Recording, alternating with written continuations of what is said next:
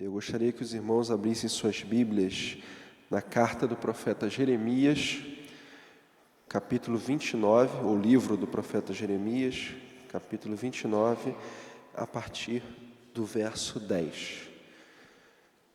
Jeremias 29, a partir do verso 10. Diz assim a palavra do Senhor. Assim diz o Senhor: quando se completarem os 70 anos da Babilônia, eu cumprirei a minha promessa em favor de vocês, de trazê-los de volta para este lugar. Porque sou eu que conheço os planos que tenho para vocês, diz o Senhor, planos de fazê-los prosperar e não de causar danos, planos de dar a vocês esperança e um futuro.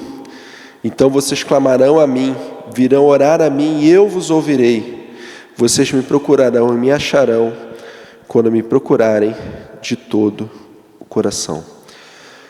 Senhor meu Deus, ó Pai, está aqui a Tua palavra, está aqui o Teu povo, está aqui o Teu servo.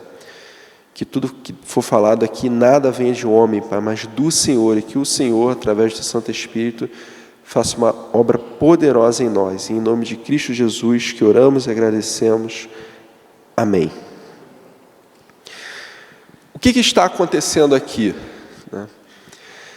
Talvez, se você fosse chamado para ser missionário e, por qualquer motivo que fosse, na soberania de Deus, Deus virasse para você e falasse: meu servo, eu estou te chamando para ser missionário no mundo todo, e a você eu vou permitir que você escolha onde você quer ir, como que será o seu ministério, Provavelmente você diria assim: ah, Senhor, eu acho que um ministério ali em Paris, na França, seria legal. Ou talvez lá no Havaí, naquela praia assim, bonitinha.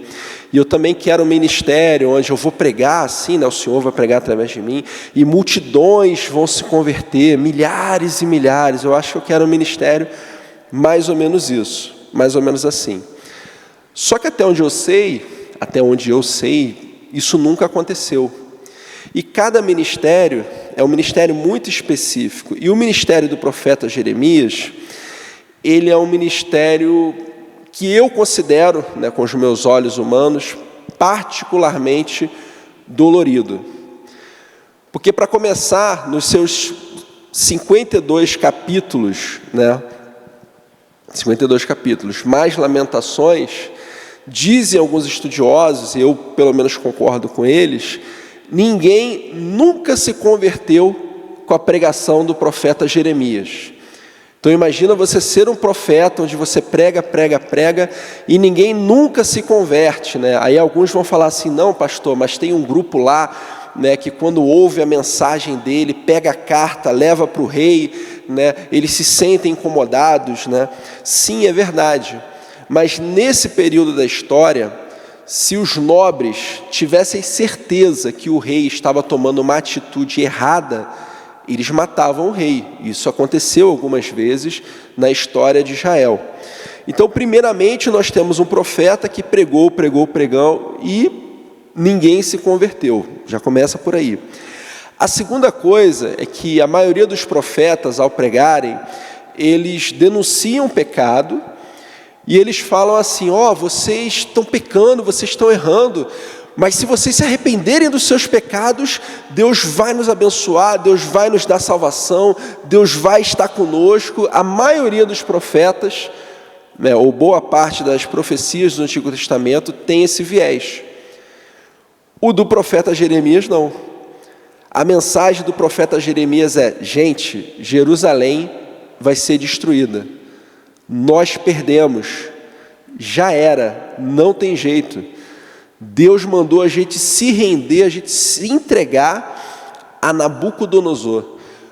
Para os irmãos terem uma ideia de como é esquisita essa mensagem, imagina se, por exemplo, chegasse alguém aqui, entrasse e falasse assim: o negócio é o seguinte, eu sou um profeta do Senhor, e o Senhor manda dizer que tudo isso aqui vai ser destruído e será construído um templo satanista aqui.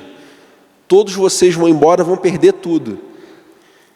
Era isso que os israelitas ouviam naquela época, porque a mensagem do profeta Jeremias era exatamente essa: olha, nós perdemos, já era, nós temos que nos entregar a Nabucodonosor, essa é a mensagem do Senhor. E ele fica falando, e para mim um dos trechos mais tristes da Bíblia é na parte final do livro do profeta Jeremias, quando o rei Zedequias o procura e fala assim: poxa, tem alguma palavra do Senhor? E Jeremias fala: tem, Deus está mandando você se entregar para Nabucodonosor. E o rei fala assim: poxa, mas eu estou com medo dos judeus que já estão lá, de me maltratarem e tudo. E Jeremias fala: não, se entrega, é a vontade de Deus. E o rei Zedequias não se entrega. O que acontece? Ele perde a guerra, a fome aperta, o muro é rachado, é quebrado, todo mundo foge, o rei Nabucodonosor captura o rei Zedequias, mata toda a família dele, mata os filhos dele na frente dele, fura os olhos dele, porque ele não fez a vontade do Senhor. Mas por que eu estou dizendo isso? Para a gente entender. Esse trecho do capítulo 29 é o trecho de uma carta que Deus mandou o profeta Jeremias escrever aos exilados. Veja bem, quando nós estudamos a história de Israel, vários grupos, em várias levas, eles foram saindo de Jerusalém. O exílio judaico, ele não foi só em um momento, você tem várias idas. E um grupo de judeus já vivia na Babilônia. E aí, representantes deles vêm para Jerusalém. Se você pegar o versículo 1 do capítulo 29, vai dizer: este é o conteúdo da carta que o profeta Jeremias enviou de Jerusalém aos líderes que ainda restavam entre os exilados, aos sacerdotes, aos profetas e a todo o povo que Nabucodonosor deportara de Jerusalém para a Babilônia. Então, o contexto histórico dessas palavras, elas foram endereçadas aos judeus que já estavam na Babilônia. Deus usa o profeta Jeremias para enviar essa carta. E o versículo 10 começa dizendo, que é só um pequeno trecho: assim diz o Senhor, quando se completarem os 70 anos da Babilônia, eu cumprirei a minha promessa em favor de vocês, de trazê-los de volta para este lugar. A primeira coisa que eu aprendo aqui é que todo sofrimento, ele é passageiro. Veja, o povo de Israel, ele perde a guerra, ele vai para o exílio da Babilônia por conta dos seus próprios pecados. Porque existem sofrimentos que são por causa dos pecados dos outros, existem sofrimentos que são para a glória de Deus, a pessoa passa por aquilo, é um propósito de Deus ela passar por aquilo, né? Só lembrar do cego de nascença lá do Evangelho de João, os discípulos viram para Jesus e falam: quem pecou para ele nascer cego? Ele ou o pai? E Jesus fala: nenhum, ele nasceu para que a glória de Deus se manifeste através da vida dele, né? Só que nesse caso aqui, os judeus de Jerusalém, eles pecaram, e por conta disso eles foram mandados para o exílio. Mas Deus diz para ele: quando se completarem os 70 anos da Babilônia, eu cumprirei a minha promessa em favor de vocês, de trazê-los de volta para este lugar. Ou seja, Deus está dizendo o seguinte: vai passar. Vai passar. Você está passando por esse momento, por essa luta, por essa dificuldade, mas essa questão vai passar. Caramba, pastor, mas 70 anos é muito tempo. De fato, 70 anos... para uma pessoa só é muito tempo, mas para um povo, como o povo judeu, com mais de 3.000 anos de história, né, tanto a história quanto a arqueologia, elas comprovam boa parte da Bíblia até Davi. Então, pelo menos 3.000 anos de história judaica registrada nós temos. 70 anos comparado a 3.000 não é nada. Então, a primeira coisa que eu aprendo é o seguinte, que o sofrimento ele passa.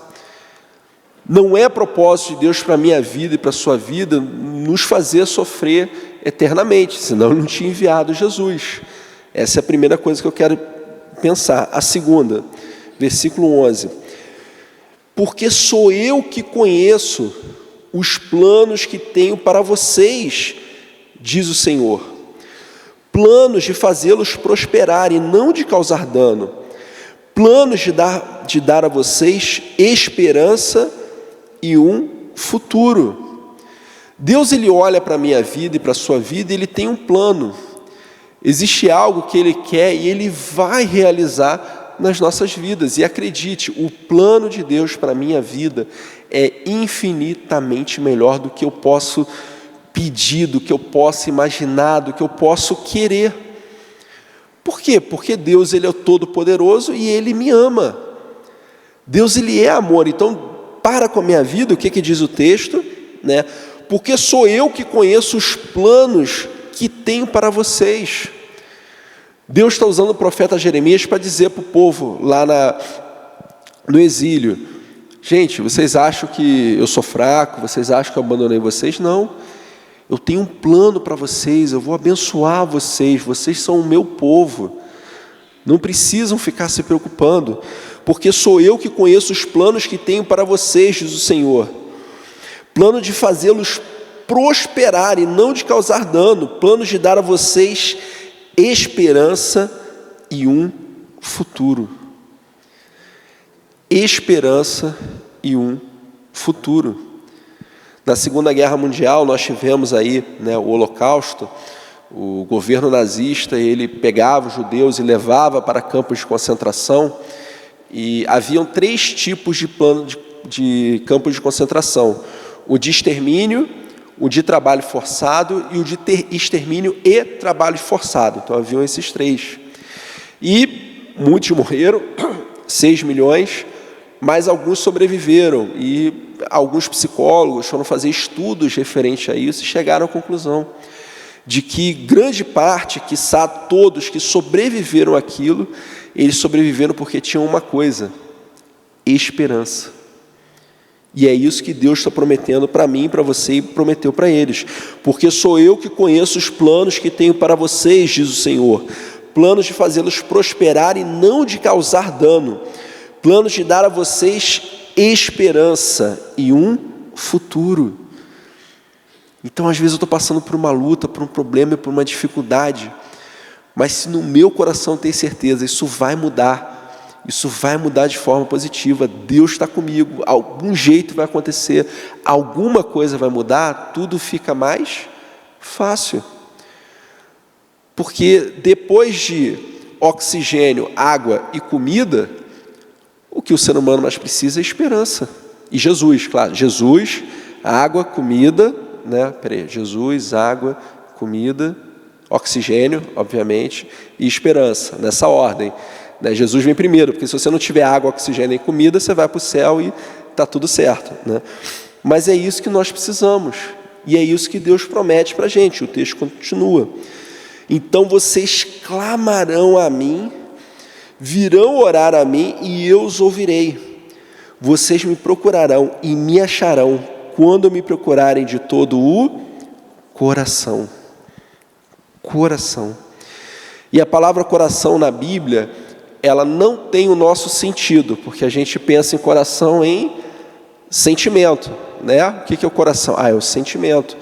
O coração, no contexto bíblico, tanto do Velho quanto do Novo Testamento, está muito mais relacionado à nossa mente. Por isso que lá nos Evangelhos Jesus vai dizer que é do coração que brotam os maus pensamentos. Então o que o texto está dizendo? Isso aqui é uma conclusão. Então vocês clamarão a mim, virão orar a mim e eu vos ouvirei. Vocês me procurarão e me acharão quando me procurarem de todo o coração. Todo o meu ser, tudo que tenho, tudo que sou, precisa estar entregue ao Senhor Jesus, entregue ao senhorio de Deus. Eu não devo ter uma parte da minha vida que eu guardo, o chamado pecadinho de estimação. Não, isso aqui ninguém mexe. Não, aquela pessoa não gosta e pronto, acabou, eu não quero mudar isso. Não, essa situação aqui eu quero mais. Não, isso não pode acontecer. Porque é muito interessante que o versículo 12 vai dizer: então vocês clamarão a mim, virão orar a mim e eu os ouvirei. Perceba que o então aqui é uma conclusão. Deus está dando todo o processo. Ele está dizendo, vai durar 70 anos, eu tenho bons planos para vocês, eu vou dar para vocês esperança e fruto, e vocês vão me buscar. Vocês vão me buscar, vocês estarão comigo. Então vocês clamarão a mim, virão orar a mim, e eu os ouvirei. E vocês me procurarão e me acharão quando me procurarem de todo o coração. Eu nunca conheci alguém, principalmente de cabelos brancos, com quem eu conversei, que dedicou toda a sua vida ao Senhor Jesus e falou assim: eu não era para ter feito isso não. Não, Jesus, não, era para ter bagunçado, era para ter pecado. Eu não conheci. Não existe nada mais maravilhoso nessa vida do que ter um relacionamento com o Senhor Jesus, claro, sincero, saudável e de todo o coração. Porque o relacionamento ele pode ser saudável, mas ele também pode não ser saudável. Ele pode ser um relacionamento de boa qualidade, de média, de ruim. Como que está o seu relacionamento com Jesus hoje? Como que está o meu relacionamento com o Senhor Jesus hoje? Às vezes acontece algumas coisas com a gente que, a gente leva um tempinho para perdoar as pessoas, é complicado, Ontem, por exemplo, foi meu dia mais estressante na minha escola, O negócio foi complicado. Está tendo a aplicação do Saresp, e aí eu estava escalado para todos os dias, e aí eu descobri por uma professora que não era para eu aplicar na quinta e na sexta. Então, e isso já tinha acontecido com um colega meu que foi lá, porque o Saresp você aplica no outro colégio, não é no seu. Então já tinha, aí eu fiquei bravo, aí fui conversar e falaram que foi a confusão, falaram que avisaram, mas não avisaram. Não, a gente falou na sala dos professores. Não, mas eu que vou aplicar a prova, não é para a sala dos professores, Mas, graças a Deus, deu tudo certo. Semana que vem eu estou de férias, aleluia, Vai ser mais fácil perdoá-los e amá-los. Mas assim, nós não podemos aceitar o pecado no coração. Esse é o grande X da questão. Eu não posso aceitar uma prática pecaminosa, não posso aceitar ter um ranço por alguém. O texto é muito claro: vocês me procurarão e me acharão quando vocês me procurarão e me acharão. Perceba que você pode procurar Deus e não achar. Não é isso que o texto diz? O texto diz: vocês me procurarão e me acharão, são duas condicionais, quando me procurarem de todo o coração. Me procurarem de todo o coração. E é esse o desejo de Deus, é ter um relacionamento comigo e com você saudável, contínuo e eterno. Porque o nosso relacionamento com Deus não vai acabar. A gente está aqui nessa terra, a gente está aqui louvando nesse templo lindo, mas um dia a gente vai estar no céu. A gente vai estar no céu lá e vai estar louvando a Deus. Sabia? E eu não duvido nada que o Prado vai estar regendo lá também. Gente, você já me conhece lá da terra, vai ser assim, desse jeito. É verdade, Prado? Amém? Amém? Você vai continuar regendo lá no céu. Porque isso aqui, gente, é ensaio. Isso aqui, gente, é rascunho. Viver em santidade é esperar, é desfrutar um pouquinho do que é o céu. Então que você e eu, nessa noite, tenhamos o nosso coração cheio de esperança. Porque a Bíblia diz, assim diz o Senhor: quando se completarem os 70 anos da Babilônia, eu cumprirei a minha promessa em favor de vocês, de trazê-los de volta para este lugar. Porque sou eu que conheço os planos que tenho para vocês, diz o Senhor, planos de fazê-los prosperar e não de causar dano, planos de dar a vocês esperança e um futuro. Então vocês clamarão a mim, virão orar a mim e eu vos ouvirei. Vocês me procurarão e me acharão quando me procurarem de todo o coração. Esse texto aqui para mim é um dos meus textos favoritos da Bíblia. E o meu desejo é que, da mesma forma como ele é bênção para a minha vida, ele também seja bênção para a vida dos irmãos. Amém? Senhor, meu Deus, meu Pai, te louvo e te agradeço pelo privilégio de podermos nos reunir, prestar culto a Ti, nos debruçarmos sobre a Tua palavra, Deus. Que em nome de Jesus, tudo que foi falado, tudo que foi orado, tudo que foi cantado, tudo que foi ouvido, gere mudança em nossas vidas e que possamos viver para a Tua glória. Ser conosco, obrigado por tudo, eu que te peço e te agradeço em nome, por amor de Jesus. Amém.